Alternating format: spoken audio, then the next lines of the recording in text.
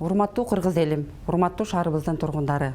Мен Исраилова Анар Осонбековна, бир мандаттуу Свердлов шайлоо округунан депутаттыкка талапкер.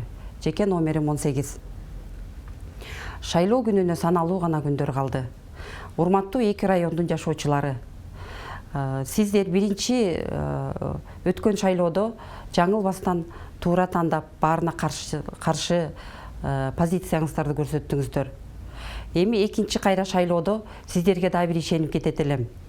Ошол тандаган тандооңуздардан жазбай, туура, татыктуу, элдин ичинен чыккан талапкерди шайлап бересиздер деп ишенип кетет элем. Элдин көйгөйүн өйдө жакка жеткирген, өзүнүн кызыкчылыгынан, элдин кызыкчылыгын, мамлекеттин кызыкчылыгын өйдө койгон жаранды шайлап бериңиздер деп дагы бир жолу суранып кетем. Мен эмне себептен депутаттыкка аттандым? Менде программамда бир нече пункт бар, бирок ошонун эң негизгисине токтолуп кетейин. Бирден бир мени түрткү кылган көйгөй бул билим берүү системасы. Билим берүү системасы жылдан жылга, күндөн күнгө, алдыга жылбай эле артка кетип бара жатабыз. Өзгөчө мектептеги билим берүү системасы. Мектептердин жетишсиздиги, мугалимдердин жетишсиздиги, окуу куралдардын жетишсиздиги кантип бизди өкүнтпөй койбойт. Мен өзүм 10 жылдан ашык мектепте мугалим болуп иштегендиктен, мектептин ар бир көйгөйүн, мугалимдин көйгөйүн, мектептин көйгөйүн жакшы билем деп айта алам. Мугалимдин статусун көтөрүү, мугалимге ар тараптан жардам көрсөтүү бул мамлекеттин түздөн түз милдети. Акыркы жылдары андайлар болбой келгени өтө өкүнүчтүү. Канчалаган мугалимдерибиз жумуштан кетип атышат.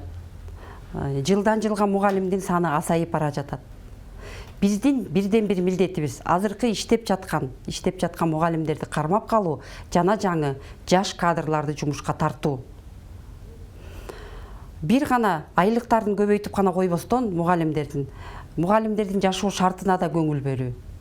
Мугалимдердин үй алышына дагы мамлекеттин деңгээлинде өтө төмөн пайыздын негизинде жардам көрсөтүп, ошол жашоо шартына жеңилдиктерди түзүп берүү. Ошондой эле мугалимдердин билимин да жогорулатуу түздөн түз милдети. Мугалимдердин билимин жогорулаткан сайын биздин ошол алып аткан балдар, билим алып аткан балдарыбыздын дагы билими жогору болот. Мектептердин санын көбөйтүү. Бир класста 40-45тен окуучу окуйт. Мугалим бардык нерсе келип эле мугалимге түшөт. Бардык нерсе мугалимге түшөт. Бир мугалим бир эле класс менен иштебесен, 2ден класс менен да иштөгөнгө туура келет. 2ден класс 40тан болгондо 80 окуучу менен иштеп атат. Биз бирден бир эң негизги жардамды мугалимдерге көрсөтүү. Мектептердин санын көбөйтүүнү дагы бир жолун айтып кетким келет. Эмне себептен курулуш компаниялары азыр үй эле куруп койбостон түздөн түз милдеттендирүү керек. Үй салганды билеби? Мектеп да салып берсин, бала бакча да салып берсин. Ошол жердеги жашаган жашоочулардын балдары кайда окуйт? Экинчи дагы бул билим берүүдөгү билимдин төмөндөшү, билим берүүнүн экинчи жагы бул мектептердеги мыйзамсыз акча алуулар. Сөз түрүндө айтылат, иш жүзүндө эч кандай ишке ашпай келет. Кыргыз мамлекетинин жараны болуп туруп, эмне себептен? Ошол ата эне Кыргызстандын каалаган мектебине баласын окутууга укугу жок. Кереги жок бир чектөөлөр бар. Ал чектөөнүн эч кандай пайдасы жок. Ал тескерисинче ошо коррупцияны туудуруп атат. Ошол чектөөнүн негизинде ата энеден мектеп акча алып туруп баланы ошол мектепке алып атат. Экинчи көйгөй бул мамлекеттеги болуп жаткан үй бүлөлүк зордук зомбулук. Мамлекеттик деңгээлде эмне себептен эне жана баланын укугу корголбойт? Мыйзамдын негизинде ошол зөөкүрлүк көрсөтүп аткан үй бүлө мүчөсү мыйзамдын негизинде жазалоого тийиш. Канча шайлоочулар менен жолугуп баарлашып жүргөндө көптөгөн жаш келиндер кайрылды. Эмне себептен ушундай бир мыйзам жок. Жок дегенде бир катуу кысым жасап койгон мыйзам болсо, анча көп үйдөн зомбулук көрсөтпөйт эле деп айткан жаш келиндер көп болду. Ошол эне жана баланын укугун эмнеге тебелетишибиз керек? Же ал эне же бала ушул жашоого кордук көргөнү жаралды беле? Түздөн түз мыйзам түрүндө колдоо, коргоо, адам укугун тебелетпөө. Ошондой эле жаш өспүрүмдөргө кандай зомбулуктар болуп атат? Биз ошого жеткирген улуулар мамлекет күнөөлүү түздөн түз. Жаш өспүрүмдүн ата энеси алыста турмуш шартынын айынан үй алып алайын, жашоомду тыңдатып алайын деп алыс жакта иштеп жүргөн мигранттарыбыздын балдары бияктан ар кандай зөөкүрлөргө кабылып, зомбулукка дуушар болуп атат. Эмне себептен аны да алдын албайбыз? Алдын алуунун бирден бир жолу эч кандай кыйынчылыгы жок.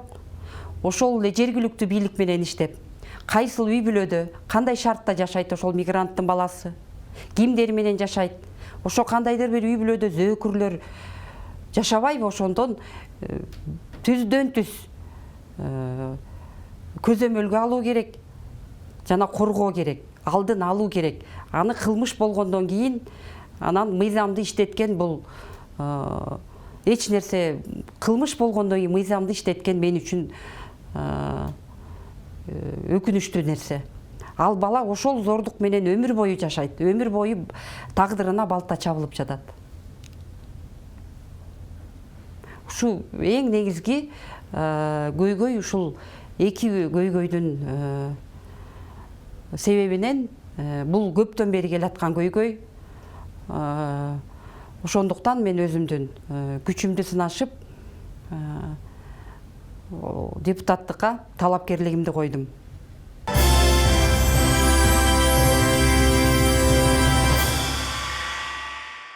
Здравствуйте, уважаемые жители нашего города. Я, Исраилова Анара Усунбековна, кандидат в депутаты по одномандатному Свердловскому избирательному округу под номером 18. До дня выборов осталось 2 дня. Избиратели 2 районов проявили свою позицию на прошедших выборах. Я хотела бы верить, что переизбрание тоже будет осознанно и достойно. Если победит достойный, искренне работающий во благо народа и страны, то победа будет за народом. Соревнование красивых слов с горькой правдой. У меня нету ни одного агитатора. Я сама хожу по домам и со всеми встречаюсь. Нету за мной никакой большой команды. Но я знала это все. Я знала, куда и зачем иду. Такое решение для меня было нелегким. Я в парламент не за славой и не за богатством иду. Просто хочу быть полезной своей стране и народу. Самые основные обстоятельства, которые вынудили меня пойти на выборы, это, во-первых, наша нынешняя обстановка в образовательной системе. И больше всего школьное образование хромает. А ведь школа – это первая ступень системы образования. Ведь образование способствует сокращению бедности и является сильным инструментом для экономического роста. Ученик должен иметь успешного учителя, поэтому необходимы существенные шаги к повышению статуса учителя. Нужен комплексный подход, кроме повышения зарплаты, всесторонняя поддержка нужна учителям со стороны государства. Образование должно быть бесплатным, доступным и качественным. Учебники и программы этому должны соответствовать. Меня, как гражданина своей республики, сильно волнует наша школьная образовательная система и коррупция в образовательных и дошкольных учреждениях. В парламенте нужны специалисты, знающие изнутри все проблемы и пробелы в образовательной системе. Как гражданин своей страны больше не могу на это смотреть и наблюдать. Надо что-то делать, надо, чтобы кто-то этим занялся. От всех вышестоящих буду требовать, пока нам не сделают все условия для получения качественного образования. Буду добиваться, чтобы библиотеки дополнялись учебниками. Добиваться строительства новых школ, в том числе и пристроек к имеющим школам. Если усердно и настырно работать, то и средства найдутся. Во-вторых, еще одна глобальная проблема современности – это домашнее насилие. Серьезная проблема многих семей. И не все его жертвы знают, как найти ее решение. Число насилий с каждым днем растет. Это очень печально. Надо защищать права женщин и детей на государственном уровне. Наказать насильника по-серьезному, без внимания не оставлять. Второе еще, самое глобальное, это насилие над детьми. Сколько детей воспитывается у родственников, у бабушек и у дедушек, чьи родители на заработках и подвергаются насилию со стороны родственников. Потом с этой болью всю жизнь жить им. Кто в ответе? Моя главная задача, если вы меня поддержите, не довести дело до насилия. Каждую семью, где есть подозрение на насилие, взять под особый контроль. Тесно работать с местными самоуправлениями. Раз государство не может обеспечить работой своих граждан, тех, кто на заработках, так давайте хотя бы детей мигрантов под особое внимание, под присмотром. Если вы меня поддержите, я приду к каждой женщине на помощь, каждого ребенка смогу защитить. Кто будет защищать права женщин и детей, если мы не сами женщины? Число граждан, которые не хотят содержать своих детей, растет из-за года в год. Весь груз на плечах матери-одиночки. Безответственных отцов, неплательщиков алиментов тоже надо привлекать к ответственности.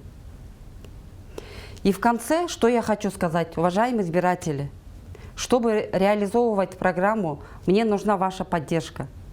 И не будьте безразличными к себе, к окружающим, к будущему наших детей. Так давайте объединимся и поднимем уровень образования и защитим права женщин и детей. И коротко о себе хочу рассказать. Я дочь своего кыргызского народа, мать твоих детей. Я в школе проработала более 10 лет, детям давала знания. Не грабила государство, как широко известные личности. Никакого вреда не нанесла к окружающим, к родине. Просто хочу быть полезной своей стране и народу. И мне не безразлична судьба страны и народа. Хочу хоть как-то дать надежду на завтрашний день, поднять уровень жизни простых граждан. Уважаемые избиратели, проголосовать на выборах – это не просто важный долг, а ваше право. Нужно прийти на выборы и осознанно проголосовать за достойного кандидата, показать свою позицию, исполнить свой гражданский долг. Каждый голос важен. Я надеюсь, уважаемые жители, что первый раз не ошиблись, выбрав графу против всех, и во второй раз не ошибетесь, выбрав достойного. Спасибо вам за внимание. С уважением, ваш кандидат в депутаты Исраилова Анара Усонбековна под номером 18.